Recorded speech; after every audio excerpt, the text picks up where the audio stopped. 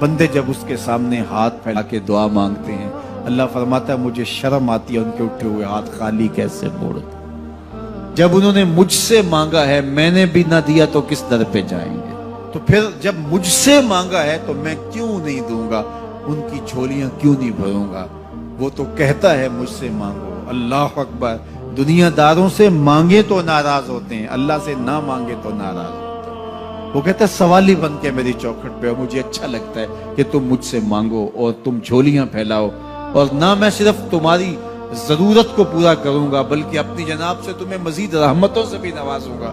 تمہارے اٹھے ہوئے ہاتھوں کی میں لاج رکھوں گا، تم طلب تو کر کے دیکھو۔ لازمی نہیں ہے کہ تمہیں مانگنے کا بڑا سلیقہ آتا ہو میں پھر دوں گا، شکستہ اور ٹوٹے پھوٹے لفظوں سے مانگو پھر بھی جھولی بھر دوں گا۔ وہ کریم ہے، اس سے مانگو تو صحیح، ہاتھ تو پھیلاؤ۔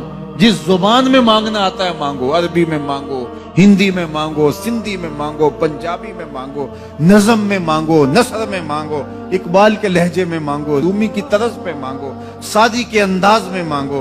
نہیں مانگنا آتا خالی ہاتھ پھیلا دو، وہ بند لبوں کی بولیاں بھی سنتا ہے۔ آؤ تو صحیح اس کی چوکھٹ پہ، جھولی تو پھیلاؤ۔ زلیخا بت کے آگے ہاتھ جوڑے کھڑی تھی، کیا کہہ رہی تھی؟ یا صنمی یا صنمی، اے میرے بت مجھے بچھڑا ہوا یوسف ملا دے۔ اس کا اعتقاد تھا کہ یہ مجھے دیتا ہے، اور وہ ہاتھ جوڑے کھڑی تھی، لیکن وہ پتھر کا مادو بلا اس کی کیسے فریاد سنتا۔ لیکن وہ روزانہ کھڑی ہو جاتی تھی، دعائیں مانگتی تھی، یا صنمی اے میرے بت مجھے بچھڑا ہوا یوسف ملا دے۔ زندگی گزرتی گئی، لیل و نہار کروٹیں کھاتے گئے، عمر ڈھلنے لگی، چہرے پہ جھریاں ابھرنے لگی۔ وہ روزانہ سر شام ہاتھ جوڑتی اور بیٹھ جاتی، لیکن کوئی جواب نہ آتا۔ ایک دن رات کا پچھلا پہر تھا، یا صنمی کا وظیفہ چل رہا تھا، نیند کا جھٹکا آیا، زبان بل کھا گئے، کہا یا سمادی۔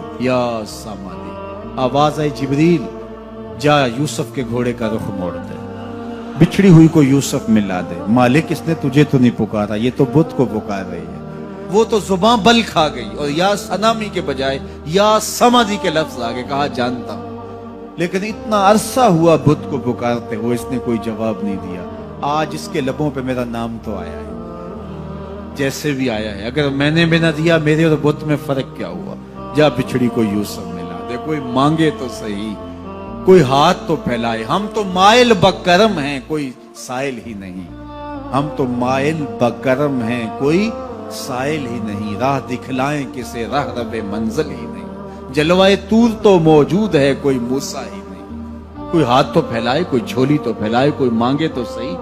دنیا والوں سے مانگے تو ناراض ہوتے ہیں، اللہ سے نہ مانگے تو ناراض ہوتے ہیں۔ دنیا والوں سے مانگنا ہو تو وقت دیکھنا پڑتا ہے۔ اب تو صاحب سو رہے ہوں گے، اب تو ناشتے کا وقت ہے، اب تو دفتر کی مصروفیت کا وقت ہے، فراغت کے لمحے ہوں گے تو بات کریں گے۔ تو کسی دنیا دار سے بات کرنا ہوتا ہے تو وقت دیکھنا پڑتا ہے، لیکن رب سے جب مرضی بات کرو در رحمت کھلا ہوا پاؤ گے۔ لا تاخذہ سنۃ ولا نوم، نیند کیا اسے اونگ بھی نہیں آتی۔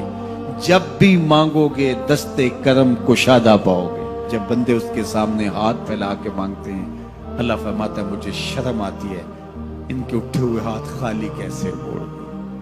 تو ہم بھی اللہ کے حضور دعائیں کرتے ہیں، اگر کسی کو وہاں جانا نصیب ہو تو وہ تو قبولیت کے بہترین لمحے ہیں، اور اگر نصیب نہیں بھی ہوتا تو 9 ذی الحج کو ہم یہی کھڑے ہو کے کہتے ہیں مالک وہاں تو آ نہیں سکے، یہاں تو کھڑے ہیں، میرے مالک تو کرم فرما دے اور ہمارے صغائر کبائر سارے معاف فرما دے۔ تو 9 ذی الحج کا روزہ بھی رکھا جائے اور اللہ کے حضور دعائیں بھی مانگی جائیں۔ آپ جہاں بھی ہوں گے قبولیت ہوگی، اور اللہ قبولیت کو مزید 4 چاند لگانے کے لیے کسی دن اپنی چوکھٹ پہ بلا بھی لے گا۔ وہ کیا کسی نے کہا تھا کہ کام آخر جذبہ بے اختیار آ ہی گیا، کام آخر جذبہ بے اختیار آ ہی گیا، دل کچھ اس صورت سے تڑپا ان کو پیار آ ہی گیا۔